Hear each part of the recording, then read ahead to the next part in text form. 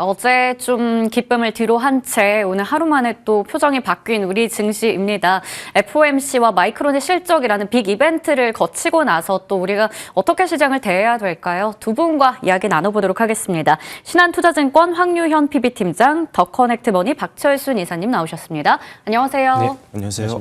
네, 먼저 새벽에 또 FOMC 보면서 우리 예상했던 대로 기준금리는 25bp 정도 내렸구나라는 거였는데 아무래도 그 점도표에 대한 경계감이 컸었죠. 향후의 금리에 대한 전망을 담고 있다 보니까요. 역시나 내년에 금리 인하폭을 줄였습니다. 한 50bp 정도 내릴 거다 뭐 이런 얘기도 나오고 어쨌든 기존에 한 4회 정도 인하하려고 했는데 2회 정도 인하할 거다 이런 건데 어떻게 보면 금리 인하를 4번이나 해야 할 정도로 미국 증시가 뭐 경기가 나쁘진 않다 이렇게도 볼 수 있을 것 같긴 한데 아무래도 지금 시장에서는 이거를 좀 찬물을 끼얹었다. 매파적인 연준의 시각을 엿볼 수 있다. 이렇게 보다 보니까 뉴욕 증시도 다 내리고 오늘 국내 증시까지 영향 크게 받고 있습니다. 물론 일본에서 BOJ가 금리를 인하했다라는 게 좀 전해지면서 추가적인 낙폭이 동결을 했죠. 동결을 하면서 추가적으로 낙폭이 나오진 않았는데 아무래도 우리 아시아 증시가 다 하락하는 와중에 우리 증시 하락이 더 큰 것 같아서요. 이거 체크해 봐야 될 것 같아요. 황유현 팀장님께 먼저 질문 드리겠습니다. 파월이 매파적인 스탠스를 취하긴 했는데 이게 이 정도로 급락할 만큼의 뭐 일일까요? 네, 일단은 두 가지가 있겠죠. 일단은 뭐 미국의 주도주였던 테슬라부터 시작해서 빅테크 회사들 또 마이크론까지도 시간에서 좀 안 좋은 모습들 실적 추정치들이 가이던스가 별로 좋지 않았기 때문에 그런 영향들이 사실 지금 시장 전반적으로 있는 것 같고요. 심리적으로. 두 번째는 이제 금리 인하에 대한 부분들인데 사실 뭐 금리 인하 이후에 주가가 빠졌을 경우에는 우리가 좀 잘 생각은 해봐야 될 것 같기는 합니다. 일단은 내년도 금리 이제 중립금리 수준 그리고 최종적으로 2026년까지 나왔던 중립금리 수준이 제가 며칠 전에 확인했을 때만 해도 점도표상으로는 2점 후반대였습니다. 한 2.75에서 네. 3% 이하였습니다. 근데 이제 어제 나온 거 보니까 이제 3% 이상까지도 중립금리 최소 50bp 이상은 덜 내려도 되겠다라고 되는 거죠. 이렇게 되면 사실 주식시장보다 더 크게 움직이는 채권 시장에 있는 자금들이 자산 배분이라던가 또 만기와 같은 전략들이 아마 조금 포트폴리오 변동이 전반적으로 아마 있을 겁니다. 자산 시장에 전반적으로 있을 겁니다. 이렇게 되면 주식에 대한 비중도 당연히 좀 있을 거고요. 그렇다 보니까 이 부분을 우려한 나머지 미국 시장이 좀 크게 밀렸고 3% 이상 밀렸죠. 이렇게 되면서 우리나라 시장도 영향을 받는 것 같습니다. 다만 일본 금리 동결 이후에 우리나라 시장이 그래도 조금 버티고 있고 오늘 생각보다는 그래도 조금 저는 덜 밀린다라고 보고 있습니다. 전반적으로 시장에는 더 밀릴 건 더 없지 않느냐. 오늘 특히나 좀 약간 개별주 단으로 움직임들이 심할 뿐이지 사실 뭐 수출주로서 조금 수혜를 받는 종목들은 오늘도 여전히 좋은 모습들 좀 보여주고 있거든요. 어떻게 보면 주도주가 좀 더 명확하게 드러난 거 아닌가 그 생각도 좀 들고 있습니다. 내년도에 이제 FOMC는 트럼프가 취임 이후에 FOMC가 결정이 되고요. 트럼프는 통화정책으로 경기를 부양하겠다고 했기 때문에 일단 지금은 파월 의장이 약간은 어떻게 보면 좀 경계 심리를 일부러 먼저 시장에 준 거라고 봅니다. 그리고 혹시나 의장이 바뀐다라고 했을 경우에는 조금 더 비둘기적인 의장이 더 나올 수도 있는 부분들이기 때문에 일단 3개월 정도 뒤에 다시 한번 또 저는 봐야 된다라고 봐요. 일단 단기적으로는 시장이 쉽지는 않겠습니다만 지금부터 트럼프가 취임할 때까지는 쉽지는 않겠습니다만 최소한 한국 주식은 여기서 더 팔 이유는 없지 않을까 그 생각에 대한 관점은 계속 유지드립니다.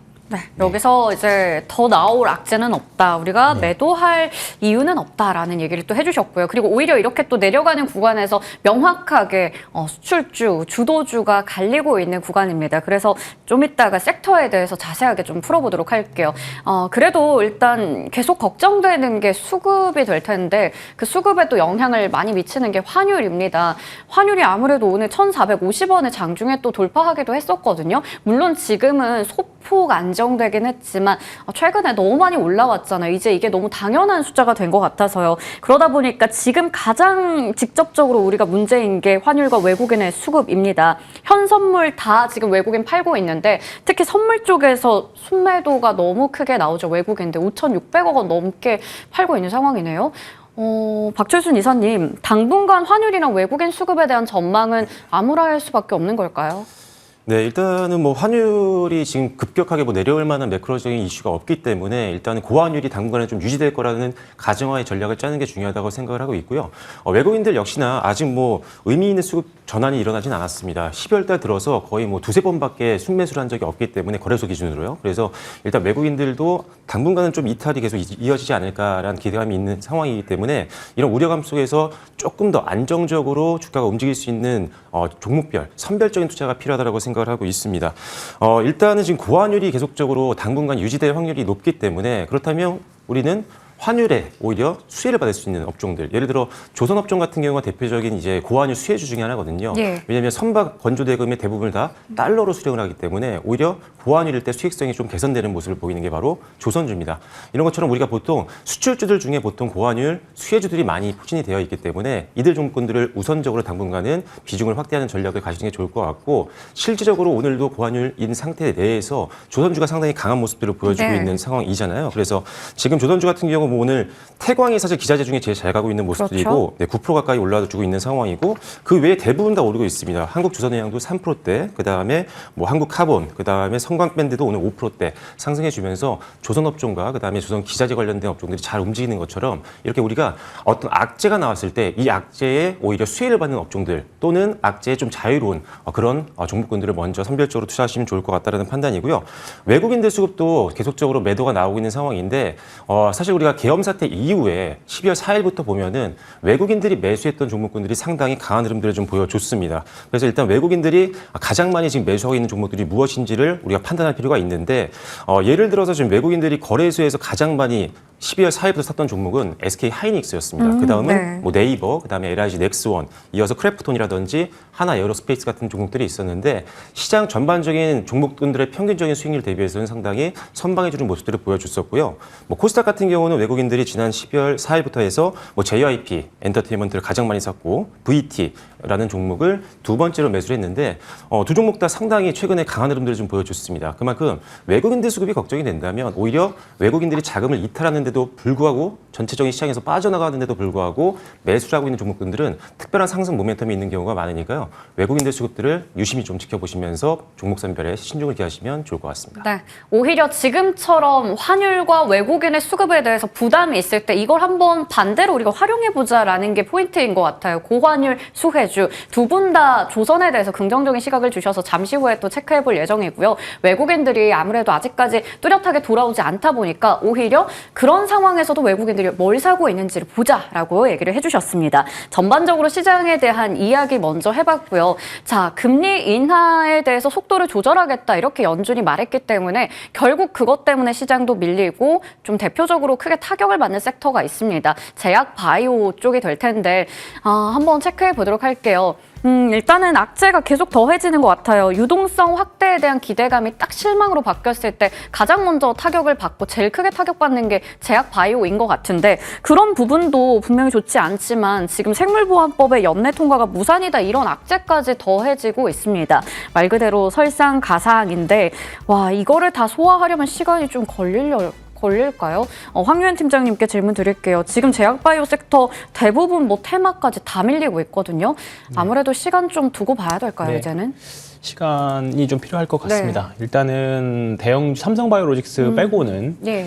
대부분의 뭐 올 하반기에 그래도 괜찮았었던 알테오젠드부터 시작해서 알보리팹이라고 불렀던 뭐 대표 종목들까지도 네. 지금 시장에서는 어쨌든 단기적으로는 추세가 썩 좋은 모습은 아닙니다. 그렇기 때문에 가장 금리에 민감하게 움직이는 종목들이고 금리에 대한 변동이 그 방향성에 대해서 민감하게 지금 반응하고 있기 때문에 금리에 대한 추정치들이 어느 정도 우리가 경로가 조금 더 명확해지거나 또는 바뀌는 모습이 나와야 탄력적으로 움직이지 않을까, 바이오 섹터 자체가 움직이지 않을까 생각을 하고요. 뭐 중간중간에 개별적으로 호재가 있다라고 하면 분명히 좋은 이제 또 다른 움직임은 나올 수는 있긴 하겠습니다만 예.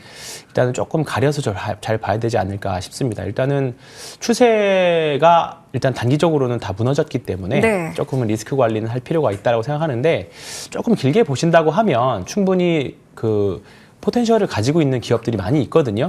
그렇기 때문에 네. 매도는 못하겠다라고 하시면 일단 네. 지금은 보유하는 전략 정도까지는 저는 괜찮을 것 같습니다. 네, 시간 네. 많이 필요하다. 길게 본다면 아직까지 매도보다는 보유가 맞다라고 얘기해 주셨는데 확실히 제약바이오 안에서도 좀 종목은 잘 선별해 봐야겠네요. 추세가 좀 많이 무너진 만큼 리스크 관리도 필요하다고 얘기해 주셨어요. 자, 그러면요.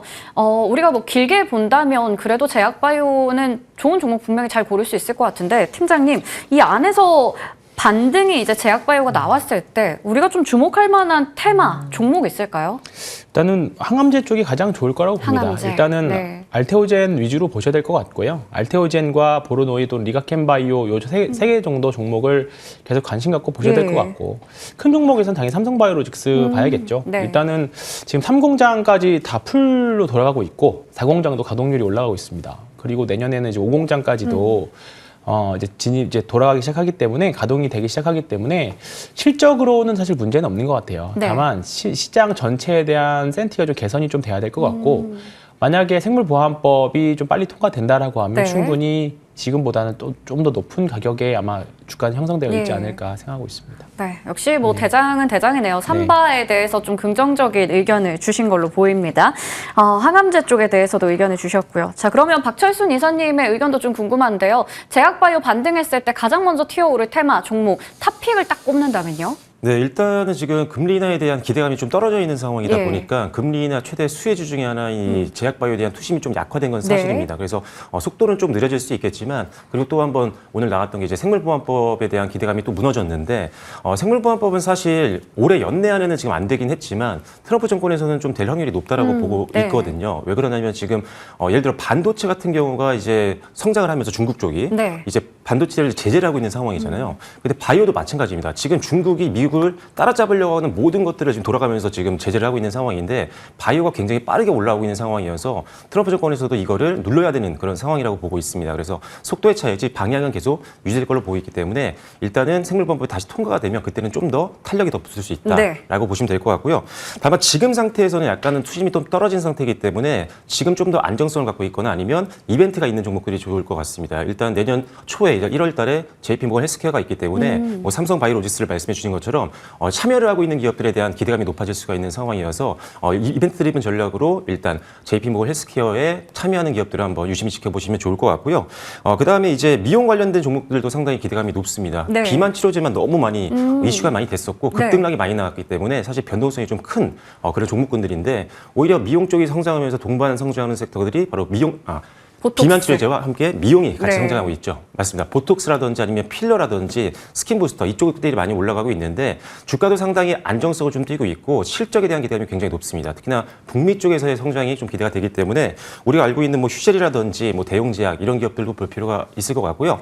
그다음에 뭐 스킨 부스터 쪽에서는 당연히 뭐 오늘도 잘 가고 있는 파마리서치 같은 기업들도 네. 뭐 연중 계속 최고치를 경진하고 있는 모습들 오늘도 대단하더라고요. 네, 맞습니다. 오늘도 지금 4.75% 오르면서 기존 종가보다 훨씬 더 위에서 형성이 되고 있는 상태입니다. 그래서 이런 기업들은 일단 가장 공통적인 특징이 매월별 수출액이라든지 이런 숫자가 확실히 확인이 된다는 거기 때문에 투심이 약할 때는 숫자가 눈으로 확인되는 기업들을 위주로 보신다면 그래도 변동성이 좀 더 안정적으로 수익을 확보할 수 있을 거라고 생각을 합니다. 네. JP모건 헬스케어 참여 기업들, 뭐 보톡스 쪽, 미용기기 다 얘기해 주셨는데 그 중에서 제일 좋은 원픽은요? 저는 개인적으로 지금 보톡스 쪽을 보고 있는데 네. 휴젤 같은 경우가 사실 1년 동안 상당히 많이 오르긴 했거든요. 네. 그런데 지금 횡보를 하면서 다시 한번 계단형 상승을 좀 더 기대해 볼 수 있는 기술적인 구간이라고 보여지고요. 휴젤 같은 경우는 미국과 유럽, 중국 모두 다 이 인허가를 받은 상태인 유일한 기업 중에 하나입니다. 특히나 이제 북미 쪽에서 최근에 이제 FDA 승인을 받으면서 이제 보톡스 제품이 출시가 될 텐데 미국의 이 오리지널 보톡스 제품 대비했을 때 한 20% 정도 할인된 가격에 지금 판매를 할 것으로 예상이 되기 때문에 급격한 매출 성장을 한번 일으킬 수 있지 않을까라는 기대감이 있는 상황이라고 보시면 될 것 같습니다. 미국 시장에서의 가장 큰 성장이 기대되는 휴젤 한번 유심히 지켜보시면 좋을 것 같고요. 목표가는 일단은 최고가까지 그렇게 많이 남진 않았습니다. 그래서 한 32만 원 정도 선을 1차 목표가로 보시면 좋을 것 같고요. 그다음에 손절 라인은 한 25만 원 정도 선에서는 잘라내는 전략으로 대응하시면 좋을 것 같습니다. 네, 박철순 이사님의 오늘장 원픽은 휴젤입니다. 목표 주가는 32만 원, 손절가는 25만 원 기억해 보도록 하겠습니다. 자, 제약 바이오 쪽에 대해서 저희가 지금 어떻게 또 전략을 세워야 될지 그리고 반등 나왔을 때는 어떤 테마와 종목에 주목하면 좋을지까지 이야기를 좀 풀어봤습니다. 그래도 길게 봤을 때는 여전히 좀 좋게 볼 수는 있겠네요. 한시름 좀 우려는 덜었다라고 생각해야 될까요? 자, 그렇다면 이제 반도체는 어떻게 봐야 될까? 마이크론의 실적이 또 하나의 또 풍향계이긴 하거든요. 근데 벌써부터 걱정이 큽니다. 이번 실적에서 HBM이나 뭐 이런 쪽은 여전히 견조한 거 알겠는데 그 향후에 가이던스에 대한 실망감이 좀 컸어요. 그러다 보니까 시간외에서 두 자릿수 급락 나오더라고요. 오늘 SK하이닉스, 뭐 삼성전자도 함께 눌리는 구간이고 앞으로에 대한 걱정이 큽니다. 와, 내년에도 실적이 안 좋을 것인가 이미 좀 알고 있던 부분이긴 한데 걱정되네요. 황유현 팀장님, 이미 우리가 반도체에 대한 전망 안 좋다고는 생각하고 있었는데 그게 아무래도 HBM은 여전히 견조하지만 레거시 쪽이 좀 뭔가 불투명하다 이런 얘기 같아요. 범용 반도체 쪽 부진하다는 건 최근에 우리가 또 한 번 브로드컴 때문에 느끼고 있긴 하잖아요. 이번에 마이크론의 실적 쇼크가 우리에게 좀 시사하는 바가 있다면요? 일단은 뭐 이번 분기 실적은 잘 나왔지만 예. 일단은 내년 이제 1분기, 우리나라 기준으로 1분기죠. 이제 향후 가이던스가 썩 예상 시장 기대치보다는 좀 안 나왔습니다. 다만 마이크론 이번 주에 실적 발표 전에 좀 뭔가 기대감을 먼저 오른 부분들이 좀 있었어요. 네. 그런데 생각보다 안 좋다 보니까 그 부분을 좀 되돌렸다라고 좀 보고 있고요. 삼성전자 하이닉스 주가 흐름 보시면 아시겠지만 아직 저점 이탈이라거나 오늘은 좀 많이 밀리긴 합니다만 네. 저점 이탈이라거나 뭐 그 정도까지는 아닙니다. 그냥 없는 추세 다시 그냥 그 비추세 구간으로 그냥 들어갔다 정도로 저는 일단 네. 이렇게 해석하고 있고요. 브로드컴도 그렇고 엔비디아도 그렇고 지금 미국 시장에서는 최근에 우리나라 소부장도 그렇고 바닥을 탈출하려고 하는 움직임들이 좀 있긴 합니다만 네. 명확하게 지금 추세를 만들어내고 있지는 않아요. 특히 우리나라 같은 경우에 더더욱 그렇죠. 그렇기 때문에 지금 반도체는 바닥 확인 과정인 것 같아요. 그렇기 때문에 우리나라 삼성전자, 하이닉스 그리고 관련된 소부장, 삼성전자가 지금 엔비디아 퀄테스트 통과 뉴스가 나온다고 하더라도 네. 시장에서는 아마 그렇게 세게 반응하지는 않을 거라고 봅니다. 너무 늦었죠. 네, 조금 타이밍이 네. 좀 많이 늦었다는 감이 좀 있습니다. 그렇기 때문에 지금 구간에서는 삼성전자 외국인 지분율이 이제 51%도 깨졌고요. 이제 50점 후반대까지 왔는데 이러다가는 이제 50% 이하로까지도 내려가는 일이 나올 수도 있을 것 같습니다만 이 정도면 외국인들이 언제든지 어제 특히 외국인들이 한 3천억 정도 이상만 사줘도 시장이 특히 대형주들이 강하게 올라가는 모습도 좀 보여줬었잖아요. 그만큼 지금 수급이 얇은 상태입니다. 그렇기 때문에 오늘같이 좀 안 좋은 날도 있겠지만 어제처럼 외국인들이 조금만 사면 또 강하게 반등하는 그런 날도 지금 있을 거라고 봅니다. 네, 그렇기 때문에 지금 구간에서는 외국인들에게도 분명히 이 환율에 이 정도 메리트면 삼성전자 포함해서 충분한 가격 메리트가 있는 가격대라고 봅니다. 그렇기 때문에 지금은 추가 매수는 못 하시더라도 보유하는 구간은 충분히 계속 지속되고 있다. 그렇게 말씀드리겠습니다. 일단은 너무 네. 걱정할 필요는 없다라는 얘기신 것 같은데 그래도 지금 저점을 이탈하지는 않을 것으로 보인다 얘기를 주셨어요. 하지만 오늘 아무래도 빠지다 보니까 많은 투자자분들께서는 와, 삼전닉스 왜 이러나 이런 생각을 하실 것 같거든요. 오늘 삼성전자 3% 정도 내리고 하이닉스 4% 넘게 거의 5% 가까이 빠지더라고요. 일단은 SK하이닉스가 보시는 것처럼 낙폭이 더 크지만 삼성전자가 왠지 더 무시무시하잖아요. 숫자상으로 봤을 때. 박철순 이사님, 삼성전자 쪽에 있어서 그 투자자들이 느끼는 심리적인 타격도 클 것 같은데 오늘 저 53,000원이라는 숫자가 좀 중요해 보입니다. 종가상으로 만약에 이탈한다면 또 앞자리 이거 4 보는 거 아닌가 싶어서요. 네, 지난주에도 말씀드렸고 지지난주에도 예. 반도체는 항상 빠지지 않고 저희가 말씀드리고 있는 것 그쵸. 같은데 입장 동일합니다. 일단은 삼성전자와 SK하이닉스가 양대 산맥인데 네. 당연히 비교하기에는 너무나도 차이가 많이 나죠. 네. 일단 HBM 밸류체인 자체에서 일단 삼성전자가 진 상황이기 때문에 단기적으로는 당연히 주가가 차별화될 수밖에 없는 상황이었고 거기다가 다들 아시다시피 레거시 반도체는 원래 지금 안 좋은 상황이었습니다. 이게 이제 언제 회복되느냐가 관건인데 그렇기 때문에 삼성전자 같은 경우는 일단 엔비디아랑 매출이 나오고 그다음에 이 레거시 반도체가 회복을 해줘야 본격적인 반등이 나올 수 있어서 일단은 비중을 강력하게 확대하는 거는 지양해야 된다라고 말씀을 네. 드렸습니다. 그 대신에 SK하이닉스는 SK하이닉스는 오늘은 빠지고 있지만 상대적으로는 좀 더 양호한 흐름들을 보였던 이유가 엔비디아 쪽 매출을 워낙 많이 끌어내고 있는 기업이다 보니까 그리고 전방 산업의 수요는 계속 많습니다. 오늘 뭐 MS 같은 경우도 최근에 이제 엔비디아의 GPU를 엄청나게 많이 경쟁사 대비해서 2배 이상 확보했다라는 뉴스가 나왔었고 메타도 마찬가지고 테슬라, 일론 머스크도 마찬가지입니다. 100만 개까지 GPU를 확보할 것이다라고 얘기를 했을 정도로 일단 GPU에 대한 수요는 굉장히 많고 이 GPU를 납품하고 있는 대표 기업은 지금 엔비디아가 거의 유일무이하죠. 거기에 이제 HBM을 납품하는 게 SK하이닉스이기 때문에 일단 HBM 이 수익이 안정적으로 버티고 있는 SK하이닉스와 그 밑에 있는 밸류체인 단을 보시는 게 당연히 맞다는 판단이고요. 다만 당분간은 삼성전자가 좀 더 약세를 보일 수 있긴 하지만 본격적으로 레거시 반도체 반등이 나오기 시작을 하고 그다음에 엔비디아 쪽으로 납품이 시작을 하면은 상승 탄력은 그때는 이제 삼성전자가 더 좋을 수가 있겠죠. 네. 그래서 당분간은 삼성전자는 보유는 하고 좀 중장기로 보는 건 괜찮겠지만 공격적으로 비중을 확대하는 건 잠시 좀 피하는 게 좋을 거라는 판단이고요. 다시 SK하이닉스가 오히려 반등이 나올 때 이쪽 비중을 더 확보를 하시거나 그 밑에 있는 소부장 기업들을 공략하시는 게 훨씬 더 유리하다는 판단입니다. 네, 지금은 여전히 SK하이닉스랑 그 밸류체인 쪽이 긍정적이지만 또 중장기로 봤을 때는 삼성전자도 충분히 이제 보유할 만하다. 지금 비중 확대는 조금 무리가 있다 얘기를 주셨습니다. 확실히 그 레거시 쪽이 빨리 회복이 돼야 될 텐데 시간이 좀 계속 걸리네요. 그런 반면에 레거시는 안 좋지만 계속 그걸 치고 올라오는 게 AI 반도체 쪽이잖아요. AI 칩의 수요는 더 늘어난다. 이번에 또 브로드컴이 한 번 더 보여줬습니다. 그러다 보니까 반도체 섹터 안에서도 시스템 반도체 쪽, 디자인하우스나 팹리스 이런 쪽이 확실히 더 눈에 띄어요. 그러면 와 여기가 반도체 안에서도 결국에는 살아남을 쪽인가? 뭐 이런 생각이 듭니다. 오늘도 보면 시스템 반도체 쪽 종목들은 차별화되는 모습 보여주고 있거든요. 그러면요, 황유현 팀장님, 반도체 안에서도 우리 이제는 옥석 가리기 해서 뭐 시스템 반도체 이런 쪽 위주로 좀 봐야 될까요? 사실 뭐 지금 가온칩스부터 시작해서 소위 말하는 디자인 하우스들 네. 이제 말 그대로 각 빅테크들마다 필요한 고사양의 칩들을 설계해주는 회사들입니다. 대표적으로 에이징랜드라는 회사가 TSMC와 네. 같이 하고 있고요. 에디 테크놀로지는 삼성전자랑 하고 있고 가온칩스도 삼성전자랑 하고 있고 그렇습니다. 사실 올 하반기부터 디자인 하우스들이 좀 각광을 받을 걸로 예상은 하고 있었습니다. 네. 근데 여러 가지 이슈로 인해서 특히 뭐 삼성전자 관련된 이제 HBM과 관련된 섹터들이 네. 좀 안 좋은 모습들이었죠.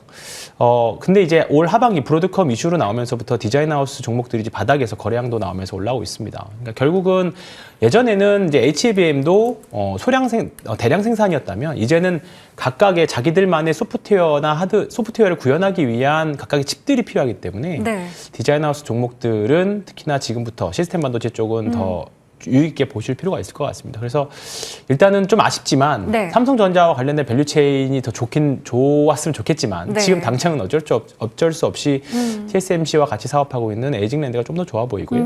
향후에 가온칩스나 네. 그다음에 뭐 자람 테크놀로지, 그다음에 뭐 에디 테크놀로지 이런 쪽까지도 같이 확대해서 보시면 좋을 것 같습니다. 네, 와 여전히 이제 시장에서 봐야 되는 건 에이직 반도체, 맞춤형 이쪽인 것 같아요. 에이징랜드, 뭐 가온칩스, 자람 테크놀로지, AD 테크놀로지 등등의 종목들도 우리 눈여겨봐야 될 것 같습니다. 반도체 어떻게 우리가 대응을 해야 되고 여기서 그렇다면 살아남을 섹터는 무엇인지 종목까지 좀 찾아봤습니다.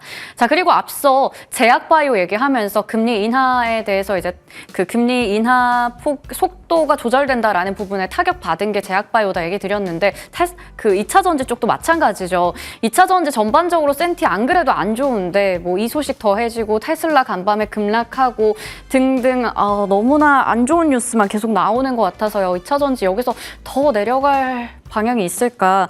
일단은 시장에서는 테슬라 급락하면서 2차 전지 털썩했다 얘기를 합니다. 그동안 테슬라 오를 때는 2차 전지 사실 못 갔었거든요. 그때는 커플링 안 되더니 또 이렇게 내리니까 같이 가서 좀 억울하긴 합니다. 거기다가 뭐 FOMC 쇼크나 펀더멘탈 변화에 이상이 없다면 오늘 하락은 좀 단기적인 거 아닌가 이렇게 해석을 해도 될 것인지 2차 전지 섹터에 대해서 먼저 질문 드릴게요. 박철순 이사님 어떻게 보시나요? 이거 2차 전지? 네, 2차 전지는 사실 지금 우리가 기대감을 너무 많이 가질 수 있는 섹터는 네. 아니라고 보고 있고요. 모두 투자자분들도 아시겠지만 좀 긴 호흡이 필요한 섹터 중에 대표적인 산업군입니다. 일단 지금 전기차 시장이 어떻게 보면 우리가 기대치보다 확장이 많이 못하고 있는데 뭐 인프라에 대한 문제도 있고 배터리 공급 과잉에 대한 문제도 있고 여러 가지 매크로에 대한 어떤 우려감들, 리스크 요인들이 아직은 해소되는 건 아니기 때문에 당분간도 주가가 뭐 빠르게 강한 반등이 나오기는 좀 어렵다는 판단이고요.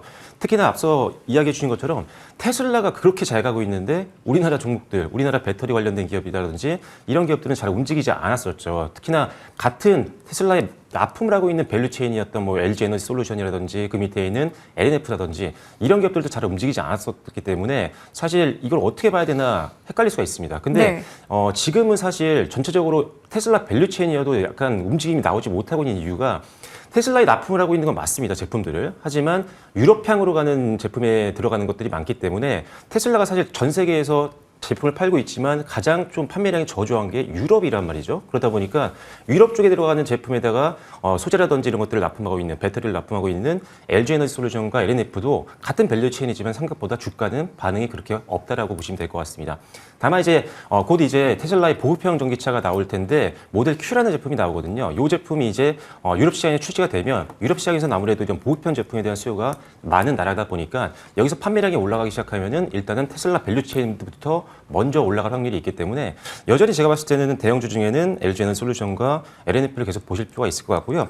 전체적으로 지금 2차 전지 비중을 크게 확대하는 것은 큰 의미가 없다고 보고 있습니다. 그래서 앞서 팀장님도 말씀해 주셨지만 여러 가지 종목군들 중에 일단 뭐 주도주라든지 실적에 대한 어떤 기대감이 있는 종목군들, 뭐 조선이라든지 이런 종목군들로 눈을 잠시 돌리시는 게 심리적으로도 그렇고요. 여러분들의 계좌도 훨씬 더 안정적으로 유지가 될 수 있을 거라고 생각을 하고 있습니다. 지금 진짜 2차 전지에 있어서는 너무나 안 좋은 시간인 것 같아요. 그러다 보니까 이쪽 섹터에 대해서는 확실히 그 시간도 많이 필요할 것 같고 대장주 위주로 좀 얘기를 해주셨는데 2차 전지 투자자분들, 뭐 보유자분들께서 제일 걱정하는 게 아무래도 그 IRA 보조금과 관련된 부분이 아닐까요? AMPC 생산세 공제 관련해서도 지금 스탠스가 많이 엇갈리고 있는 상황입니다. 로이터 쪽에서는 폐지한다라는 얘기가 나오고 있고 블룸버그 쪽에서는 안 한다. 아직까지 팩트가 확인되지 않아서요. 더 고민이 되는 시점인 것 같은데 블룸버그 쪽에서 일단 폐지 안 한다 이렇게 하다 보니까 아까 전에 안 그래도 내려가고 있던 2차 전지 안에서도 셀사나 이런 쪽이 일부 살짝 낙폭을 줄이는 모습도 확인되긴 했었거든요. 현재 상황에서 2차 전지 투자자분들 너무 고민 많이 되실 것 같아요. 황교안 팀장님. 투자를 할 때 2차 전지 쪽 볼 때 AMPC 관련해서는 어느 쪽에 무게를 좀 둬야 될까요? 이 부분은 저는 많이 반영됐다라고 생각합니다. 이미 주가는 트럼프 선거 이후에 이미 이런 부분이 반영해서 한 단계 레벨 다운된 상태이기 때문에 지금은 그 안에서 사실 지금 삼성 SDI나 대표적으로 뭐 LG 에너지론 셀사들을 보면 특히 뭐 삼성 SDI 같은 경우는 한 단계 레벨 다운이 된 게 완연하게 보입니다. 근데 더 이상 밀리지 않고요. 그 안에서 그냥 오르락내리락 하는 정도예요. 그렇기 때문에 다만 버틸 만한 종목들은 이런 셀사나 그다음에 소재 업체 중에서도 좀 큰 업체들, 시가총액 상위 업체들이 나중에 2차 전지 사이클이 언젠가 다시 돌아왔을 때 가장 먼저 반등이 나올 거라고 봅니다. 그렇기 때문에 지금 뭐 실적이라던가 이번에 11월 달 양극재 수출 추이를 보면 이제 결국 중국의 LFP에 밀려서 우리나라 소재 수출이 사실 많이 감소를 했습니다. 이 부분이 해결될 때까지는 그리고 내년 상반기에 결국 계속적으로 저가형 모델들이 나온다라고 하면 우리나라의 3원계 배터리보다는 LFP를 많이 중국 사람들을 많이 쓸 거기 때문에 이 영향이 얼마큼 갈지 확인해야지만 우리가 좀 주가가 턴할 것 같습니다. 일단 뭐 주가가 먼저 선제적으로 올라가긴 하겠습니다만 아직까지는 조금 저도 같은 시각이고요. 다만 매도나 여러 가지 악재들은 반영될 만큼 다 반영됐다. 그렇게 생각하고 있습니다. 충분히 빠질 만큼 빠졌고 이제 더 빠지지는 않을 것 같은데 시간은 충분히 필요하고 두 분 역시나 공통된 의견 주셨어요. 2차 전지 안에서도 시총 큰 셀사들 혹은 LNF 정도 보자 얘기를 주셨습니다. 자, 그러면요. 마지막으로 우리가 이제 이렇게 어려울 때는 트럼프 트레이드가 답인가? 투자 기회를 어디서 찾아야 되나? 이런 고민 되실 것 같습니다. 거기에 대한 이야기 해볼게요. 앞서 시장에 대한 질문 드릴 때 딱 두 분이 공통적으로 말씀해 주신 게 고환율 수혜주, 오히려 주도주 가리기 쉬워졌다. 수출주 얘기해 주셨는데 그게 바로 조선인 것 같습니다. 우리 황유한 팀장님께서는 조선에 대해서 꾸준히 좀 긍정적인 시각을 주셨던 기억이 있어요. 조선주가 특히나 최근에 신고가 랠리 보이는 종목도 많아서 저는 여기서 이거를 산다는 건 참 부담되지 않을까라는 생각도 했는데 오히려 오늘 한 번 더 팀장님의 의견이 맞다라는 생각이 들어서요. 조선주를 또 미리 좀 얘기를 많이 주셨는데요. 오늘 엔진 비롯해서 피팅 밸브나 뭐 기자재 쪽 탄력도 강한 것 같고요. 조선주도 좋고요. 근데 주가 이미 조선주가 많이 올랐다 보니까 조선주 사는 것보다 기자재가 나으려나? 이런 고민도 됩니다. 네, 뭐 기자재를 살지 또는 조선사를 살지는 변동폭이 워낙에 변동성이 다르기 때문에 개인의 선택 영역으로 저는 남겨두겠고요. 네. 일단은 지금 목표가는 사실 큰 의미는 없는 것 같아요. 예. 사실 지금 바이오냐 또는 반도체냐, 2차전지냐, 조선이냐, 그다음에 화장품이냐 여러 가지 주도주를 놓고 사실 종목 섹터들이 경쟁을 했는데 오늘 금리에 대한 이슈 인해서 좀 바이오의 센티가 좀 많이 훼손된 상태입니다. 네. 그러면 어떻게 보면 주도주 섹터에 대해서 경쟁자가 하나 없어진 생각이거든요. 그렇게 되면 지금은 환율, 수출도 지속되면서 고환율의 수혜를 볼 수 있는 건 결국은 수출 잘하고 있는 화장품하고 그다음에 조선 정도 되는 것 같아요. 그렇기 때문에 이 향후에 일단은 조선주들은 목표가를 특별히 두시기보다는 추세를 계속 만들어내고 있기 때문에 사실 끝이 어딘지 모릅니다. 이렇게 네. 되면. 그렇기 때문에 뭔가 새로운 주도주가 어떤 아이디어로 인해서 주도주가 나올 때까지는 일단은 조선주는 계속 가져가 봐야 될 것 같은데 지금 상황에서 중국이 저가 좀 약간 상대적으로 이 마진율이 낮은 컨테이너 선들이 이미 독과가 산 상황이거든요.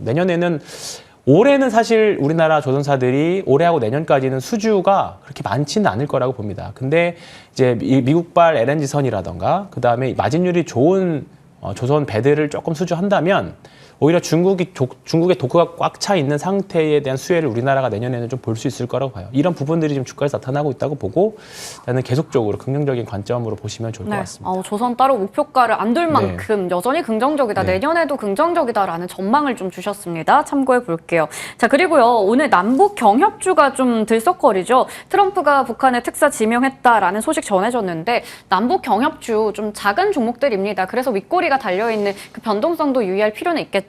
하지만 여기에 보면요. 우크라 재건 테마랑 엮인 쪽도 있거든요. 뭐 히림, 다스코 이런 게 될 것 같은데 그러면 복합 모멘텀을 누리는 종목들을 한번 공략해 볼 만한지 박철순 이사님 어떻게 보세요? 네, 이게 아무래도 남북경협주랑 우크라이나 재건은 사실 단어도 다르고 조금 똑같은 건 아니거든요, 사실. 그렇죠. 근데 왜냐면 네. 공통된 종목들이 많이 있기 때문에 항상 헷갈리실 수가 있을 것 같아요. 근데 네. 그 중에서 일단은 확실하게 실적이 나오고 있는 기업이고 기술력이 있는 기업이라면 사실 남북경협주에 대한 이슈가 또 나온다라고 하면은 이건 보너스 개념이거든요. 주가가 네. 올라갈 수 있는. 그래서 일단 우크라이나 재건에 좀 초점을 맞추시고 남북경협에 대한 이슈로 또 수급이 들어오면 그때는 좀 단기적으로 좀 더 빠르게 수익을 만들 수 있는 기회로 활용하시면 될 것 같습니다.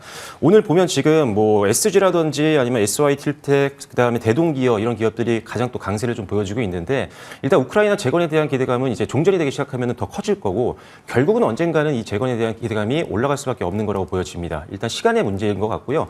그래서 기술력이 있고 실제 현지 어떤 법인을 만들었다거나 아니면 MOU 체결을 한 이후에 실제 재건이 들어갔을 때 바로 뛰어들 수 있는 그런 사업화를 만들어 놓은 기업들 위주로 좀 보시는 게 좋을 거라는 판단입니다. 그래서 일단은 물론 이 우크라이나 재건이 항상 단기로 좀 끝나는 것도 있거든요. 급등 이후에 또 다시 주가가 내려오는 경우가 있기 때문에 지금부터는 이제 올라갈 때 사는 게 아니라 조금 이제 내려왔을 때 항상 미리 사도징지는 전략은 좀 필요할 것 같아요. 이게 계속적으로 중간중간 이슈가 될 수 있는 부분이라서 그래서 저는 개인적으로 그래서 지금 뭐 대동기어도 사실 굉장히 좋게 보고 있지만 네. 한나를 좀 보자면 저는 개인적으로 SG를 좀 보고 있긴 하거든요. SG, 네. 최근에 사실 주가도 흐름도 굉장히 좋았었고 오늘 뭐 그렇게 크게 상대적으로 급등도 아닙니다. 오늘 개파락 출발해서 이제 한 5%대 올라줬는데 일단 전고점까지 한번 지켜보시면 좋을 거라는 판단입니다. 이 회사가 이제 아스콘을 만들고 있는 대표적인 회사고요. 일단은 우크라이나라든지 글로벌 시장의 어떤 법인화라든지 이런 것들을 했기 때문에 이런 것들에 대한 기대감이 가장 높은 기업 중에 하나입니다. 기술력과 실적 성장을 기대해 볼 수 있고 조단위 매출도 기대해 볼 수 있는 기업이기 때문에 한번 전고점까지 한번 짧긴 하지만 한번 안정성을 가지고 SG도 한번 보시면 좋을 것 같습니다. 네, 재건 위주로 보되 남북경협은 약간 플러스 알파 같은 느낌이네요. 이 안에서 종목 딱 본다면 SG 좋게 봐주셨습니다. 자, 오늘 여러 가지 이야기들 풀어봤습니다. 두 분 말씀 여기까지 드릴게요. 신한투자증권 황유현 PB팀장, 더커넥트머니 박철순 이사님과 함께했습니다. 고맙습니다.